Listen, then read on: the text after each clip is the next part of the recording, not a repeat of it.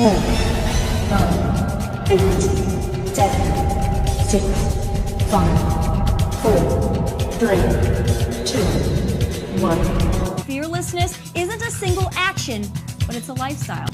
So let's freaking go.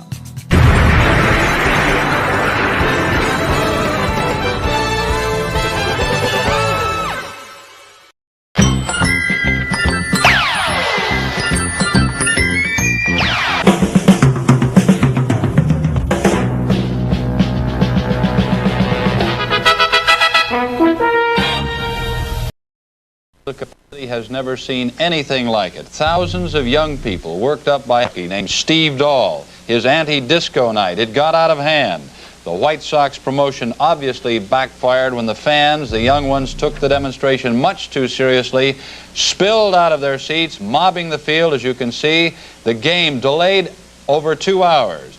And police have actually set up barricades now to keep people out of the area of the stadium. Rosemarie Gully is there with a live report. Rosemarie is not there with a live report. As you can imagine, the scene outside the stadium, as you saw inside, is very chaotic, and it is our policy not to add to the situation. Terry, I know you were about to introduce Al Lerner, who was there when the action started. May I do the honor, since we don't have Rosemarie? Tell us what happened, Al. Well, very simply, Joel, as you say, a disco promotion. This is anti-disco demolition night. The whole idea of this promotion, Steve Dahl on his morning show blows up disco records. Tonight at Comiskey Park, in with the White Sox, a dual promotion to blow up thousands of disco records. The idea was for 98 cents, anybody can get into the ballpark for 98 cents, and a disco record brought 50,000 people. I believe that Rosemarie Gully is ready out in the field, and if we can go to Rosemarie, we'll go to her right now for her report. I'm ready to go. You know, it was a combination of a lot of things out here, and it's called, you can blame it on the disco, because a local rock radio station had a promotion out here tonight, whereas they wanted to blow up disco. So they distributed records and had a demonstration out on the field. So that, the heat, and a lot of drugs, and just a very unruly crowd presented the problem. I talked to the deputy chief, who told me that they knew that this was brewing around 4 o'clock. Anyway, I did talk to some people as they were leaving after the first game. Can we go to that tape?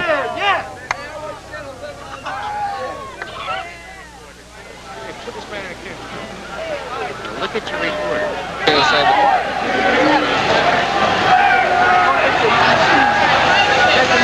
It just started out, you know, everybody was getting ready for it, and they got all hyper.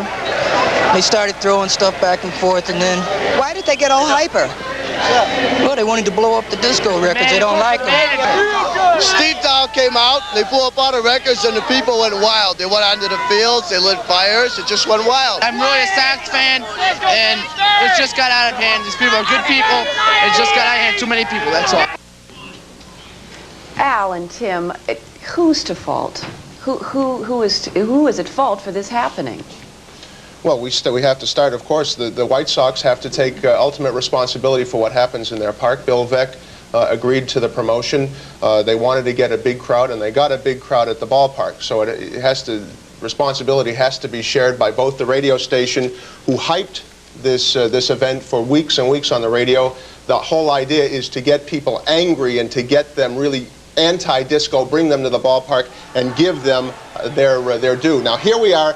Earlier in the evening, 50,000 people estimated at the ballpark, and everybody's having a good time, but we knew that there was a problem there. Lots of fans on the outside who couldn't get into the ballpark, estimates up to 5,000, who were climbing in. This is Steve Dahl, the jockey, and he is on the field speaking to 500 to 50,000 fans, and then the disco explosion. This is what they all came to see.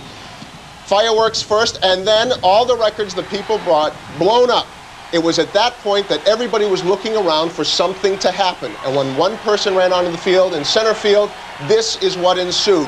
I was standing on the field with our camera crew shooting this, and it was one of the most horrifying sights you can imagine, standing out there and watching 5,000 people run toward you. Bill Veeck, of course, has to be dejected, thinking about whether or not he can ever run in promotions like this again. And finally, it took the Chicago police to sweep the area, to to get the people off the park. Steve Dahl, the disc jockey, was nowhere to be found as soon as this was going on, and it was an unfortunate error in planning by both the White Sox and the radio station. They didn't understand the magnitude of what they had started, and then it got out of hand. There were a lot of booze, of course, in the ballpark, and a lot of drugs, as Rosemary said too. The smell of marijuana, of course, very pungent in the air. We've just learned that the second game has been called. We assume that means the White Sox have forfeited that game, and now they're going to just try to clear the area and get everybody home and try to forget about this night at the ballpark. What is this going to do to Bill Veeck's promotions in the future, Tim? I really don't know, but this is obviously the, you know, those people weren't vicious. They weren't really mean. Nobody was injured that we know of, but man, it was just too crazy. You can't blow up records in the middle of a baseball field and expect 50,000 people to just say, hey, let's get on with the next game. We'll have more on the Comiskey Park scene later on in the news. Thank you, Tim. Thank you, Al. Thank you, Rosemarie.